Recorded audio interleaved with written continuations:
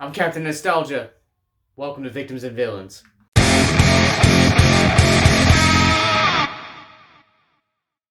Welcome to Victims and Villains. If you guys are new to our content, we create content like what you're watching right now, simply to educate and engage individuals like yourselves on mental health awareness and suicide prevention. Today we're going to be talking about Jackass Forever. Before we get talking about the movie, if you guys would like more information about our nonprofit, the podcast we do, more movie reviews like this, links to our social media, Patreon, and our mental health resource library, most important of all.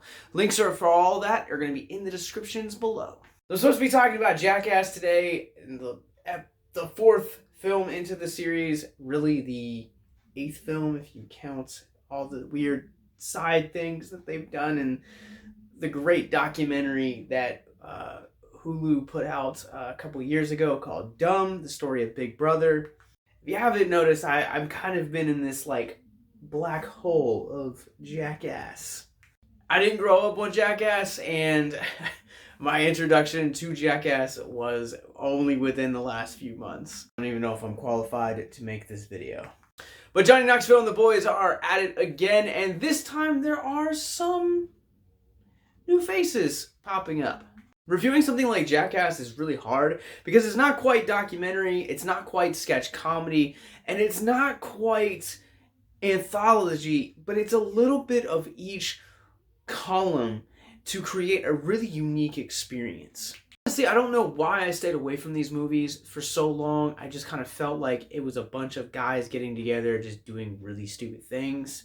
If you guys would like my thoughts on the original trilogy, the weird 0.5s that they did, and Bad Grandpa, follow me on Letterboxd. It's at Captain Nostalgia. I'll provide a link in the descriptions below.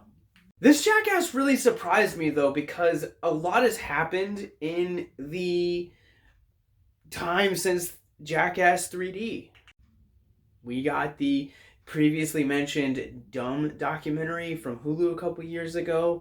That Bad Grandpa spinoff, which was really hilarious. But also we've had some sadder things happen to these guys that we've kind of, people in my generation have grown up with. Lost Ryan Dunn, hoping the best for Bam Margera.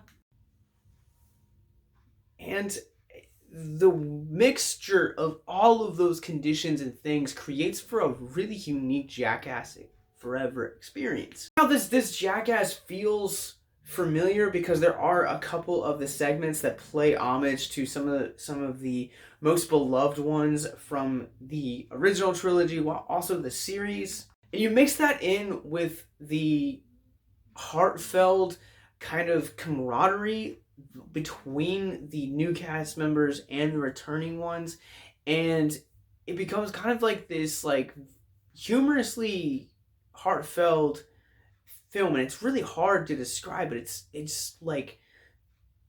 honestly one of the most touching comedies I've seen in a long time. Never ever thought I would ever say that about a Jackass movie. Honestly, this is the funniest Jackass movie that we've also gotten. I don't remember the last time that I've laughed as hard at a film as I have at this film.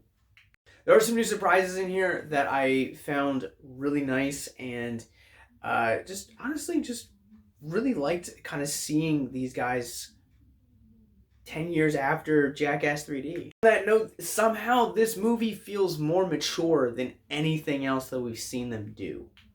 I don't want to say like the segments feel more sophisticated, but it's kind of gotten away from doing Chris Pontius strip teasing, dancing in a tuxedo around Tokyo. COVID kind of changed these guys for the better, because there's a point in the film where they talk about how they had freedom to go do the original trilogy on the streets, and how they had to get more creative talking about playing pranks on each other. And that fact of having to force the cast to be more together and to be more secluded actually makes for a better viewing experience. This is the best that Jackass has ever been, hands down. Bringing on, there's 5 new cast members whose names I'm probably not going to remember. But with the 5 of them, now I'm going to try and challenge myself to remember their names. Up first, you got Poopies, you got Rachel, You got Zach, you got Jasper, and you got Eric, I believe. But these 5 people mixed with Knoxville and the original crew, honestly, I want to kind of see a spin-off movie if we can get one with the new crew to see how they hold up. Let's go ahead and give this a Rorschach rating scale, because honestly, this movie is so hard to review. You either really like Jackass or you don't. I'm going to go ahead and give this one a 4 out of 5. I really enjoyed this film. It's hilarious. It's heartfelt. And honestly, again, it's oddly wholesome, which is a weird way to describe Jackass. I'm going to stick by that statement and saying that it just kind of really distracts you away from a lot of the issues that are going on in the world. It separates it from politics. Like, it's just good old-fashioned humor, and there's enough nostalgia here for fans of the original series to clamor to, while also at the same time offering new fans a great entry point into this. Now for our mental health moment. If you guys are new to our content, mental health moment is where we pull a theme of mental health out of the film which we are reviewing in order to deconstruct the stigma surrounding mental health. I'll be honest, there's not going to be one for this one. I just want to encourage you guys to, it's really, again, Jackass is something weird. I think one of the things that's really enduring about this and really encouraging is to surround yourself with people that are going to be a positive influence for you.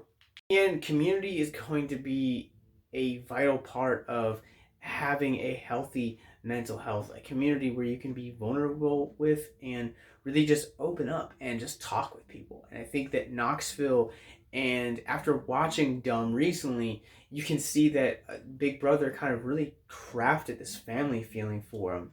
And again, getting to kind of see that story originally on Hulu and getting to see where the Jackass crew now is in Forever. This film is really a great example of the long-lasting power of community and what it means to your mental health. If you need resources, again, the links are in the descriptions below. If you guys saw Jackass Forever, let us know what you guys thought. And we'll be back this weekend talking about Final Girl Film Festival out of Berlin. Have a great night, guys.